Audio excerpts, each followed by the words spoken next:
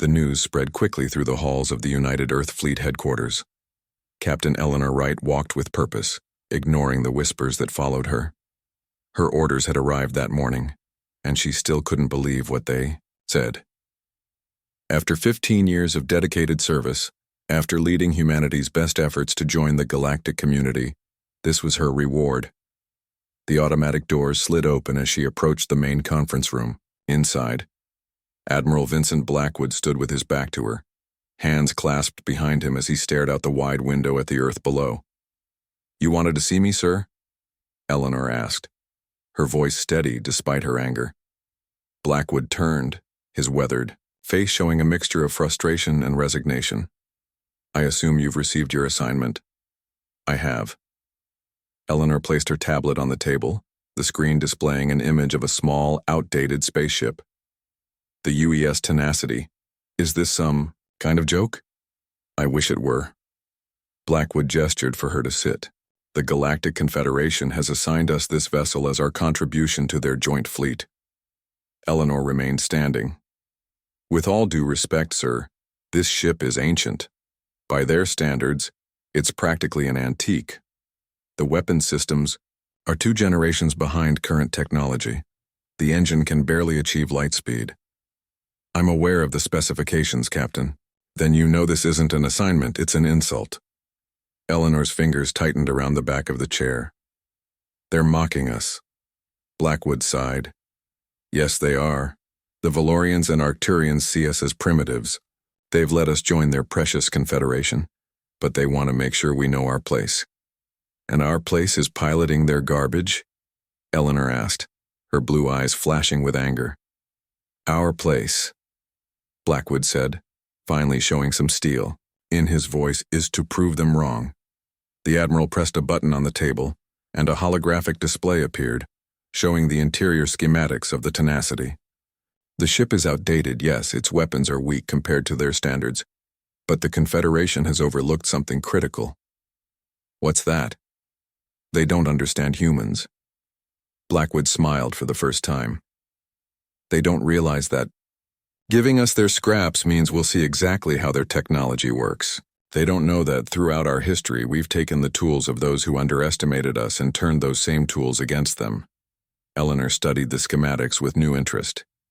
"You want me to upgrade the ship?" "I want you to transform it," Blackwood corrected. "I've assembled a crew of our best and brightest, people who think differently, people who can see possibilities where others see limitations." A list of names appeared next to the ship schematic. Eleanor recognized some of them immediately. Sam Daniels, the engineer who was nearly court-martialed for unauthorized modifications to the Jupiter station. The same. His unauthorized modifications ended up saving the station when the solar flare hit last year. Olivia Martinez. Wasn't she discharged from Strategic Command? For suggesting tactics that were deemed too aggressive. Her simulations were later proven correct. Blackwood's eyes gleamed. "I want the troublemakers, Captain. The ones who don't accept the rules as given." Eleanor began to understand. "You're giving me a crew of misfits to pilot the worst ship in the fleet." "I'm giving you a crew of innovators to transform a blank canvas," Blackwood corrected. "The Confederation has given us access to their technology without realizing it. What could Sam Daniels do with alien engine components? What strategies might Olivia Martinez develop with weapon systems the enemy considers harmless?" For the first time since receiving her orders, Eleanor felt a spark of excitement. "How much freedom do I have?" "Total freedom." Blackwood's expression grew serious. "Officially, you'll be participating in routine patrols and diplomatic missions, representing humanity as the newest member of the Confederation. Unofficially, you'll be learning everything you can about their technology and adapting it to our advantage. And if we're caught making unauthorized modifications to a Confederation vessel, then I never gave you these orders, and you acted alone." Blackwood held her gaze. "This is a high-risk assignment, Captain. If you want to refuse, I'll understand." Eleanor thought about the condescending attitudes she'd encountered during the diplomatic negotiations. The barely hidden sneers when humans spoke in council meetings. She thought about Earth's history, how often powerful civilizations had underestimated those they considered beneath them. "I accept the assignment," she said firmly. "When do we depart?" "You have 3 weeks to prepare. The official handover ceremony will take place at the Confederation's orbital station." The next 20 days passed in a blur of activity. Eleanor met with each member of her new crew, absorbing their ideas and sharing her vision. Sam Daniels, with his wild hair and wilder ideas, immediately began sketching modifications to the engine core. Weapons specialist Kyle Harrison, a quiet man with steady hands, spent hours studying the Confederation's defensive systems. Communications officer Diane Powell, whose talent for languages extended to computer code, identified vulnerabilities in the ship's operating system. By the time the handover ceremony arrived, Eleanor and her crew were ready, at least mentally. Nothing could have prepared them for the actual ceremony. The Confederation's orbital station was a marvel of engineering, a gleaming structure that housed representatives from 27 different species. Eleanor and her crew, dressed in their formal United Earth Fleet uniforms, stood at attention as Ambassador Zenith of the Valorian Empire approached with his entourage. "Captain Wright," Zenith said, his melodious voice doing little to hide his condescension. "We welcome you to the Confederation fleet. Your vessel awaits your inspection." The small group moved to the observation deck, where the UES Tenacity floated in the docking bay. Even from a distance, Eleanor could see the outdated design, the dull metal of its hull contrasting sharply with the sleek Confederation ships nearby. "Such a quaint little vessel," Zenith remarked, his lip curling slightly. "Perhaps suitable for a species still learning to crawl among the stars." Eleanor felt Sam Daniels tense beside her, but she gave him a warning glance. Now was not the time for anger. "We're honored by your generosity, Ambassador," she replied smoothly. "Humans have always excelled at making the most of what we're given." Zenith's eyes narrowed slightly, unsure if he'd just been insulted. "Yes, well, the ceremony begins in 1 hour. Try not to be late. Simple timekeeping should be within your capabilities." As the Valorian delegation departed, Olivia Martinez whispered, "I've never wanted to punch someone so badly in my life." "Save that energy," Eleanor told her. "We've got work to do." She gazed at the small ship that would be their home for the foreseeable future. The ship that the entire Confederation considered a joke. The ship that they would transform into something no one expected. "They think they've given us the weakest vessel in the fleet," she said quietly. "Let's show them what humans can do with weakness." 3 months passed since the handover ceremony. The UES Tenacity looked the same from the outside. Small, outdated, unremarkable. But inside, it had become something else entirely. Sam Daniels wiped sweat from his forehead as he made the final adjustments to the engine core. The chamber hummed with energy that should have been impossible for a ship this size. "How's it looking?" Eleanor asked as she entered the engine room. Sam grinned, his eyes bright with excitement despite his exhaustion. "It's not pretty, Captain, but it works. We've increased power output by 340%. Will the Confederation detect the changes during standard scans?" "That's the beauty of it." Sam patted the modified core housing. "I've adapted our quantum fluctuation drive to work with their technology. There's no detectable energy signature. They'll still think we're limping along at minimal capacity." Eleanor nodded with approval. "Show me what else you've done." They walked through the narrow corridors of the ship. Despite its small size, the Tenacity now housed technology that would have amazed even Earth's best engineers. In the weapons bay, Kyle Harrison was running simulations on his modified defense systems. The quiet weapons specialist looked up as Eleanor and Sam entered. "Captain, I think we've cracked it," he said, pointing to his display screen. "The Confederation weapon systems are built around direct energy transfer, but we've adapted our railgun concepts to work with their technology." "Will it be effective?" Eleanor asked. Kyle nodded. "The Tenacity won't hit as hard as their dreadnoughts, but will hit precisely where it hurts. I've mapped the structural weaknesses of all major Confederation ship designs." "You sound like you're preparing for war, Kyle," Eleanor said with a raised eyebrow. "Just being thorough, Captain. The Valorians haven't exactly been friendly." They continued to the communications center where Diane Powell was monitoring Confederation transmissions. "Any problems?" Eleanor asked. Diane shook her head, her fingers dancing across the terminal. Their communications network is secure against conventional hacking, but they never considered that someone would physically modify the hardware. "So we can listen in?" "We can passively monitor all Confederation transmissions without detection," Diane confirmed. "I've already collected interesting data about patrol, routes and security codes." Eleanor's final stop was the Tactical Center, where Olivia Martinez was reviewing star charts. "What have you discovered?" Eleanor asked her strategic officer. Olivia looked up with a satisfied smile. "We've adapted Earth's old submarine technology concepts. The Confederation relies on energy signatures for detection, so we've created systems to absorb and redirect scanning signals rather than deflect them, making us essentially invisible." "Unless they're looking right at us," Olivia confirmed, "and even then we appear as nothing more than space debris." Eleanor took a moment to absorb all she had seen. In just 3 months, her crew of misfits had transformed the laughingstock of the Confederation fleet into something remarkable. But they needed to keep their improvements secret. "Remember, everyone," she announced over the ship-wide communication system, "tomorrow we'll be attending the Confederation's quarterly diplomatic function. The Valorians and Arcturians will be watching us closely. Act humble, act grateful, and most importantly, act like nothing has changed." The next day, Eleanor and her senior officers traveled to the Confederation's central station in a small shuttle. The massive structure housed representatives from all member species. The main hall was filled with beings of all shapes and sizes, but the humans were easy to spot. They were the only ones being openly mocked. "Ah, the primitives have arrived," Ambassador Zenith said loudly as Eleanor and her crew entered. The Valorians' elegant robes shimmered in the artificial light. "Tell me, Captain Wright, has your little vessel managed to complete a full patrol route without breaking down?" Several nearby aliens laughed at the joke. Eleanor forced a polite smile.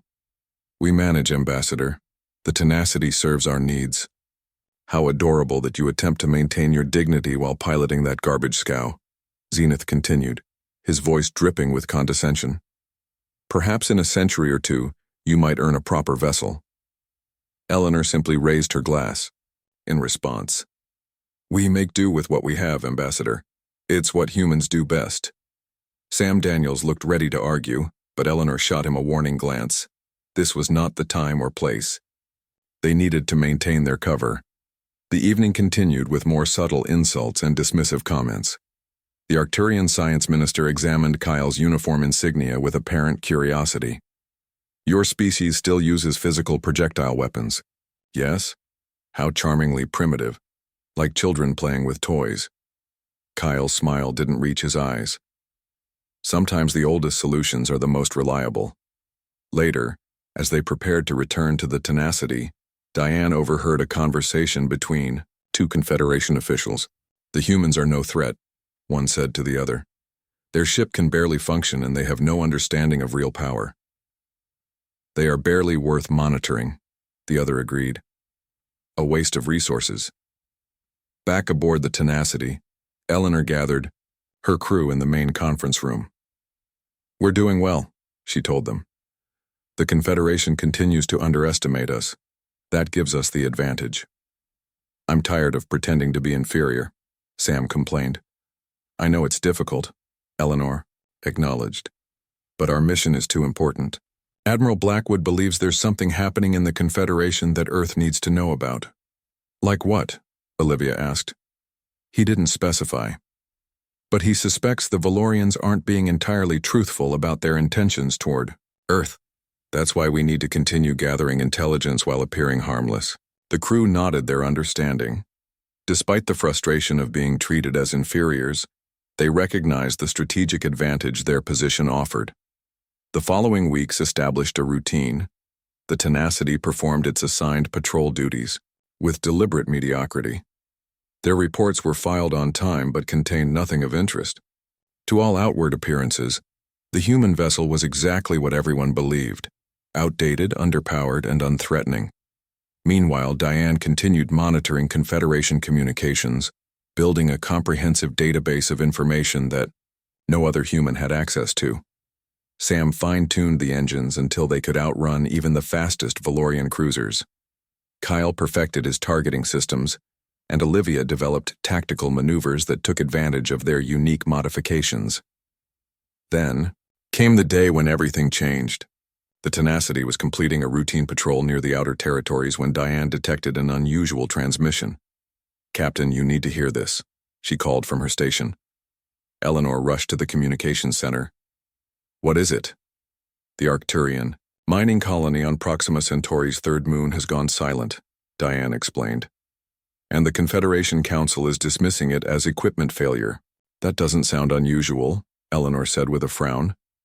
"It wouldn't be, except for this." Diane played another recording. 3 Valorian outposts near the Orion Spur ceased communications within a single rotation. The Confederation is keeping it quiet, but something's happening out there.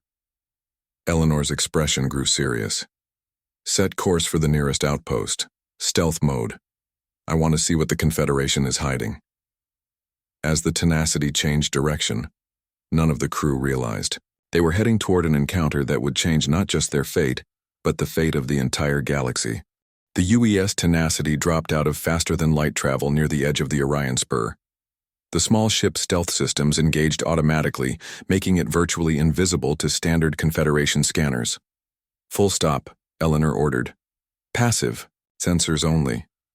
The bridge crew worked silently at their stations. The main view screen showed the Valorian outpost floating against the backdrop of stars. The station appeared intact, but there were no signs of activity. "Life signs?" Eleanor asked. Olivia shook her head. "None detected, Captain. The station's power core is still functioning, but all other systems are offline." "Could be a technical failure," Kyle suggested.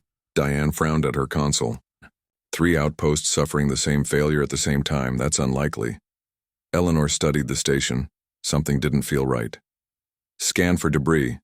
"No significant debris," Olivia reported. "Whatever happened, the station wasn't destroyed." "Confederation." "Channels are still quiet about this," Diane added. "They've sent no rescue ships." Eleanor made her decision. "Prepare a boarding party. I want to know what happened here." Sam looked up from his engineering station. "Captain, that would reveal our position. We'll maintain stealth until the last possible moment," Eleanor replied. "We need answers." 20 minutes later, Eleanor led a small team across the short distance between the Tenacity and the Valorian station. They wore standard environment suits with magnetic boots. Kyle carried a modified weapon that looked like a standard-issue sidearm but had been significantly enhanced. They reached the airlock without incident. Diane connected a small device to the control panel, bypassing the security protocols. The door slid open with a hiss of escaping air. "Atmosphere is thin but breathable," Sam reported, checking his instruments. "Power systems are functioning at minimal levels." The team moved carefully through the darkened corridors. Emergency lighting cast long shadows on the walls. The station was eerily quiet. "Where is everyone?" Kyle whispered. They reached the main control room. The door was open, the room empty. Screens displayed static or error messages. A half-finished cup of Valorian tea sat on a console, the liquid inside frozen solid. "It's like they just disappeared," Olivia said. Sam examined one of the consoles. "According to the logs, the station sent a distress signal 3 days ago, then nothing." "What was the distress about?" Eleanor asked. "Unidentified ships approaching. The log describes them as..." Sam hesitated. "This can't be right. It says, organic in nature." Eleanor was about to respond when Diane called from across the room. "Captain, I found something." The communications officer had accessed the station's sensor logs. The screen showed grainy images of strange vessels approaching the outpost. Unlike the sleek metallic ships of the Confederation, these were asymmetrical, with curved surfaces that resembled bones or exoskeletons. "What are those?" Kyle asked. "I don't know," Eleanor replied. "But they're unlike anything in the Confederation database. Diane's face paled as she continued reviewing the logs. Captain, there's more. Before communications failed, the station sent a final message. They called the attackers the Void Swarm. The Void Swarm? Eleanor repeated. What is that? According to this, Diane continued, it's some kind of ancient threat. The message references Confederation historical records. Apparently, the Void Swarm is considered a cautionary tale, a myth to frighten young species. Not such a myth if it attacked this station, Sam pointed out. A distant sound made them all freeze, a metallic scraping noise from somewhere in the station. We're not alone, Kyle whispered, raising his weapon. Back to the ship, Eleanor ordered. Move quietly. They retreated through the corridors, moving as quickly as stealth would allow. The scraping sound followed them, sometimes closer, sometimes farther away. As they approached the airlock, Sam suddenly stopped. Wait, he whispered. Look at the walls. In the dim emergency lighting, they could see a thin, shimmering substance, coating sections of the corridor. It resembled a cross between mold and circuitry, pulsing faintly with its own light. Don't touch it, Eleanor warned. The scraping sound grew louder. From a side passage emerged a figure that made them all step back in horror. It had once been a Valorian, but now its body was covered with the same shimmering substance that coated the walls. Its movements were jerky and unnatural. Where its eyes had been, there were now pulsing nodes of light. Kyle raised his weapon, but Eleanor held up her hand. Don't shoot unless it attacks. The transformed Valorian tilted its head as if studying them. Then it opened its mouth and emitted a high-pitched signal that hurt their ears even through their helmets. Run! Eleanor shouted. They sprinted the remaining distance to the airlock. Behind them, more transformed creatures emerged from side passages. They made it through the airlock and pushed off toward the Tenacity. As they flew through space, Eleanor looked back. The creatures had followed them to the airlock but stopped there, watching with their glowing eyes as the humans escaped. Back aboard the Tenacity, the team gathered in the decontamination chamber. Scanners confirmed they had brought nothing harmful. Back with them. What were those things? Olivia asked, her voice shaking slightly. I don't know, Eleanor replied. But we need to warn the Confederation.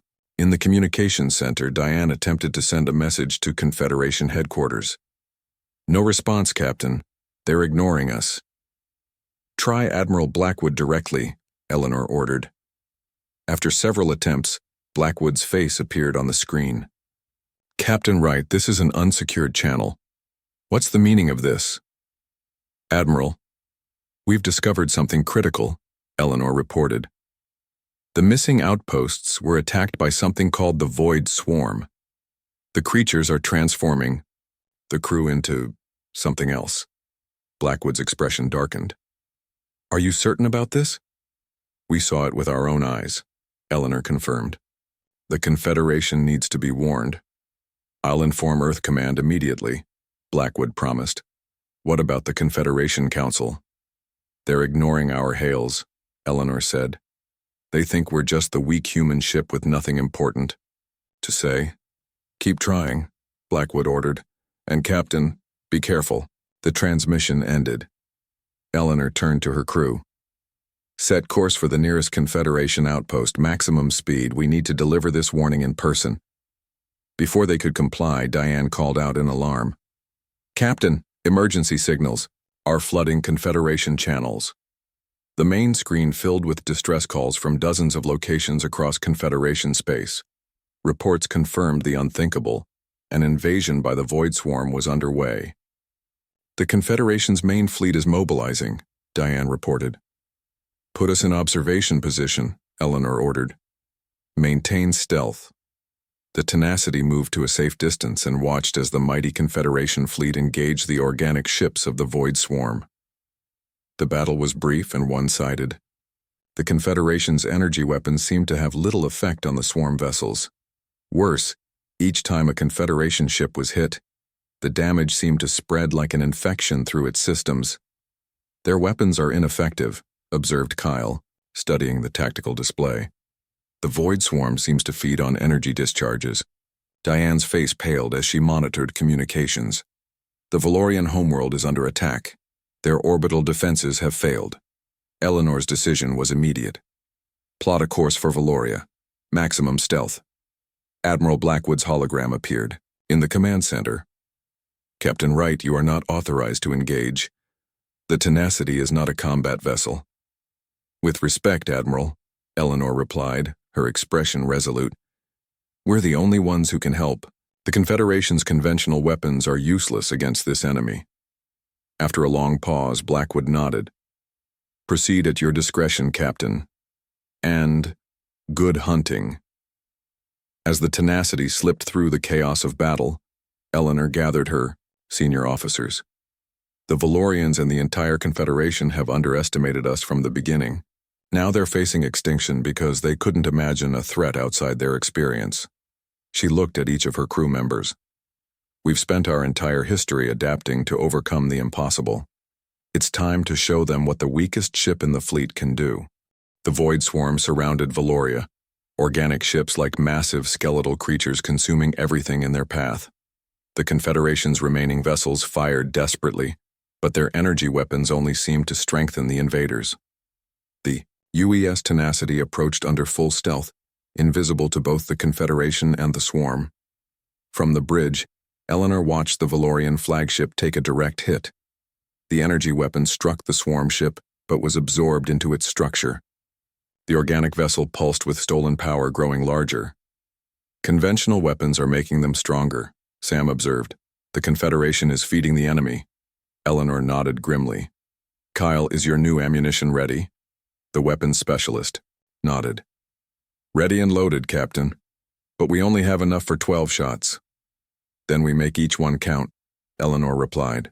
Olivia, get us in close to that lead Swarm ship. Sam, divert all non-essential power to shields. The Tenacity moved silently through the chaos of battle. All around them, Confederation ships were being overwhelmed. The organic ships attached themselves to metal hulls, spreading their infection across the surface. Ready on your mark, Captain, Kyle reported as they closed in on their target. Eleanor watched the Swarm ship consume another Valorian vessel. Fire. The Tenacity's modified railgun launched its special payload. Unlike the energy weapons of the Confederation, this was a physical projectile filled with a freezing compound Sam had developed by studying the Void Swarm's biology. The projectile struck the organic ship, penetrating its outer membrane. For a moment, nothing happened. Then the Swarm ship began to convulse. The freezing compound spread through its systems, crystallizing its biological components from within. When a second shot struck, the ship shattered into frozen fragments. It's working, Kyle exclaimed. Eleanor allowed herself a brief smile. Target the next one. Diane, broadcast the specifications for our ammunition to any Confederation ship that can still receive. The Tenacity's stealth systems deactivated as it began broadcasting. Immediately they became visible to both allies and enemies. A Swarm ship turned toward them, extending tendrils of organic matter. Evasive maneuvers, Eleanor ordered. The small ship moved with surprising speed and agility, its modified engines allowing it to outmaneuver the massive Swarm vessels. One by one, they targeted the invaders, demonstrating that the seemingly invincible enemy had a weakness after all. On Valoria's surface, Ambassador Zenith watched from the Planetary Defense Center as the battle unfolded in orbit. The screens showed the human vessel he had mocked leading the counterattack. Impossible, he whispered. His aide approached with urgent news. Ambassador, we're receiving a transmission from the human ship. They're sending specifications for a new type of ammunition. What good will that do? Zenith demanded. Our factories are offline. Our factories, yes, the aide replied. But the emergency fabrication systems in the defense center could be modified. Zenith hesitated only briefly. Do it. In space, the tide began to turn. The surviving Confederation ships jury-rigged versions of the Tenacity's ammunition, using Eleanor's specifications. The Void Swarm, encountering resistance for the first time, began to retreat. On the Tenacity's bridge, Sam made a startling discovery. Captain, I've analyzed their communication patterns. The swarm isn't just feeding on energy, they're harvesting it. This isn't a random attack, it's systematic resource collection. Olivia studied the tactical display. They're being directed. Look at the pattern. There's a central intelligence coordinating them. Eleanor's eyes narrowed. Find me that control ship. Everything else is just a distraction. The tenacity moved deeper into the swarm's formation, analyzing the movement patterns of the organic ships. Despite several close calls, they managed to avoid direct contact with the enemy. There, Diane said suddenly, pointing to the display. That vessel is different. Deep within the swarm's formation, their sensors detected an anomaly. A vessel unlike the others, pulsing with collected energy. That's it, Eleanor said. The control ship. All the harvested energy is being channeled there. The Confederation, forces, rallying around the unexpected success of the human tactics, pressed their advantage against the regular swarm ships. But the control vessel remained protected at the heart of the formation. A transmission came through from Valoria's surface. Ambassador Zenith's face appeared on screen, his usual arrogance replaced by urgent concern. Captain Wright, we've analyzed the data you sent. The control ship is building towards some kind of massive discharge, possibly a faster-than-light jump that would take the entire swarm with it. If they escape, they'll just regroup and attack somewhere else, Olivia warned. Eleanor nodded grimly. We need to get closer. Sam, divert all non-essential power to the stealth systems. Kyle, prepare all remaining ammunition for a concentrated strike. Captain, Kyle said hesitantly, we only have 3 shots left. Then we make them count, Eleanor replied. Plot a direct course to the control ship. As the tenacity approached, the heart of the swarm, Eleanor gathered her senior officers. I won't lie to you. This is a high-risk mission. If we're detected, we probably won't survive. Anyone who wants to stay behind can take the escape pod to the Confederation line. The bridge remained silent until Sam spoke up. We're with you, Captain. The tenacity slipped through the chaos, its revolutionary stealth systems allowing it to approach the control ship undetected. As they closed in, the enormous vessel's surface began to pulse with increasing intensity. They're preparing to jump, Sam warned, studying his readings. We have minutes at most. Eleanor made her decision. Kyle, load our modified fusion warhead into the main railgun. The weapon, a desperate modification that combined human nuclear technology with Confederation power systems, was their last resort. Kyle had created it during the long journey to Valoria, hoping they would never need to use it. Target their central energy collection node, Eleanor ordered. We'll only get 1 shot. Kyle's hands were steady as he worked the targeting systems. Locked and ready, Captain. Captain, Diane interrupted. I'm receiving a transmission from Valoria. Ambassador Zenith is requesting to speak with you. Eleanor hesitated, then nodded. Put him through. Zenith's face appeared on screen. For once, the Valorian's expression showed respect rather than condescension. Captain Wright, our sensors show you approaching the control ship. We've calculated that a direct hit with conventional weapons will be insufficient to destroy it. We're aware of that, Ambassador, Eleanor replied. We have another solution. Perhaps, Zenith said, surprising her with his next words. But we also have one. The Valorian fleet has assembled our remaining ships. We're prepared to create a diversion to draw the swarm's attention away from your approach. Eleanor was momentarily speechless. Thank you, Ambassador. That would be helpful. There's something else, Zenith added. I wish to apologize for my previous misconceptions about humanity.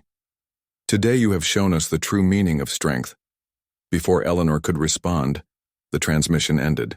Moments later, the remaining Valorian ships launched a coordinated attack on the outer edges of the swarm formation. The organic ships responded, creating the opening the tenacity needed. Now, Kyle, Eleanor ordered. The railgun fired the warhead, with pinpoint accuracy, striking the control ship at its most vulnerable point. For a moment, nothing happened. Then reality itself seemed to bend as the control ship began to implode, drawing in the surrounding swarm vessels. Get us out of here, maximum speed! Eleanor shouted. The Tenacity's engines fired at full power, but they were too close to the collapse. The shockwave hit them with tremendous force, overloading their systems. The last thing Eleanor saw before losing consciousness was the brilliant flash as the control ship finally erupted in a blinding explosion. Darkness. That was all Eleanor knew at first. Then came the pain, sharp in some places, dull in others. She opened her eyes slowly, blinking against the harsh light.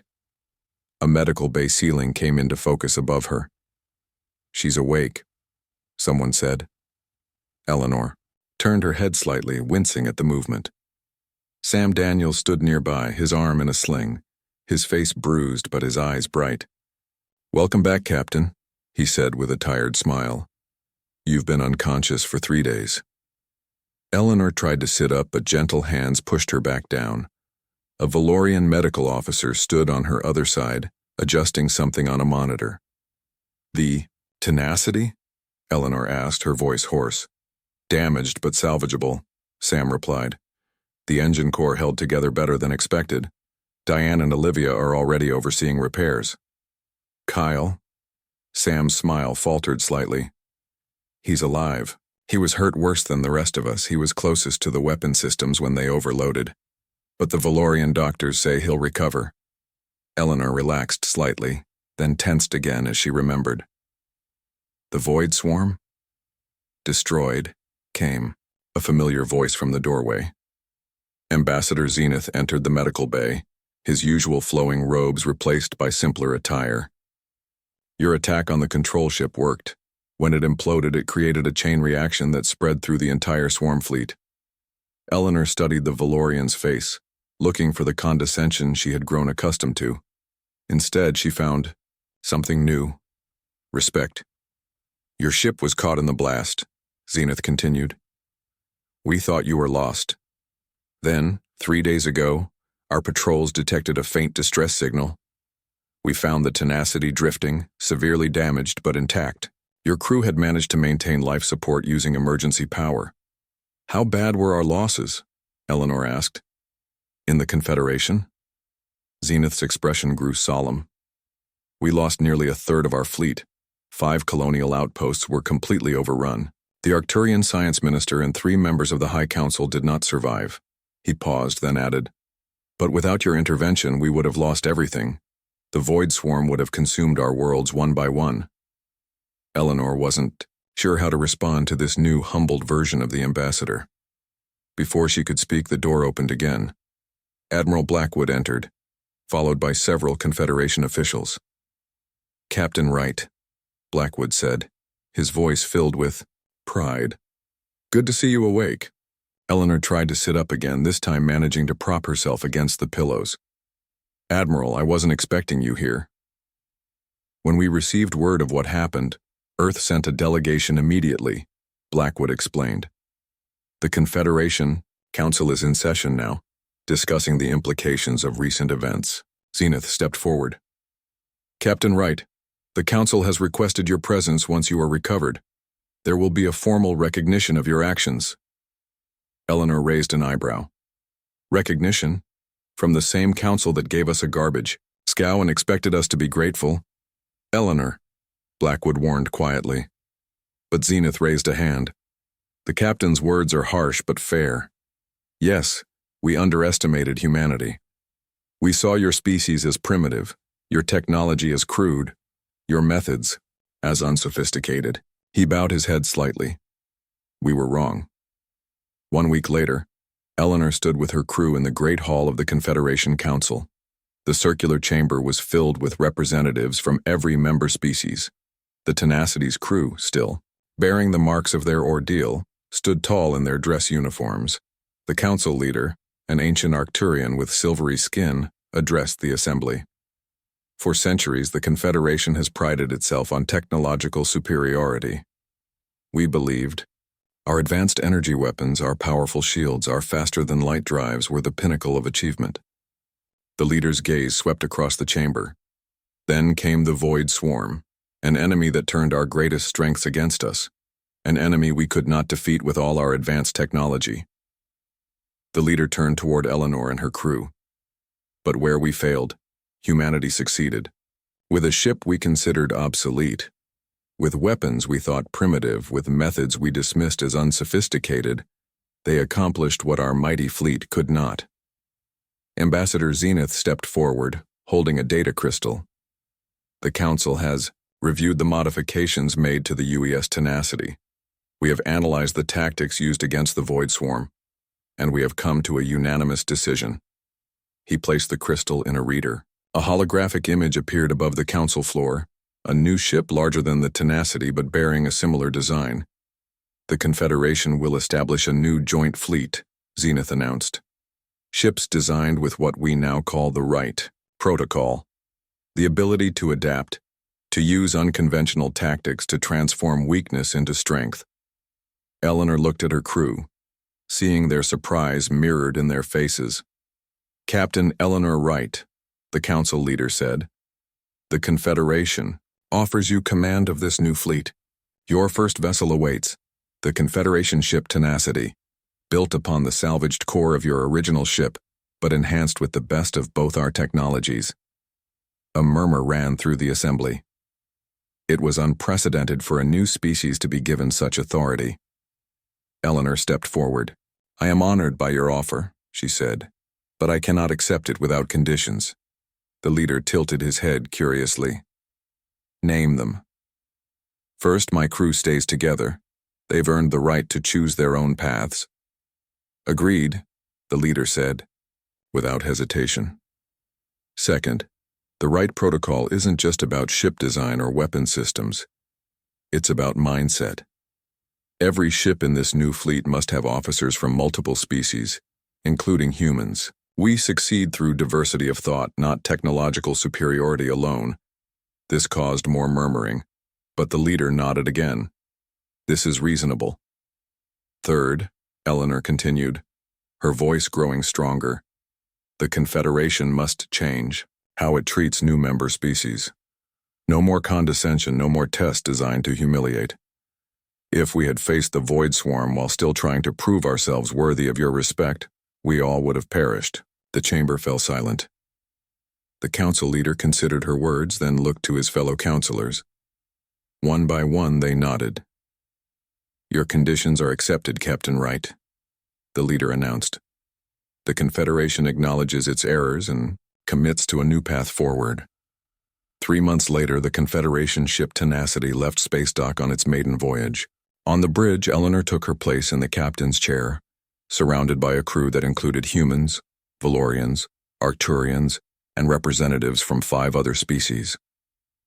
Ambassador Zenith, now serving as diplomatic liaison, stood at her side. The ship is ready, Captain, he said. Where shall we go first? Eleanor smiled as she looked at the view screen, showing the stars that once seemed so far beyond humanity's reach.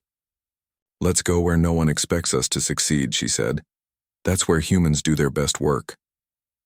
The Tenacity's engines flared to life, carrying the unlikely heroes into the unknown, a symbol of what could be achieved when weakness was transformed into strength.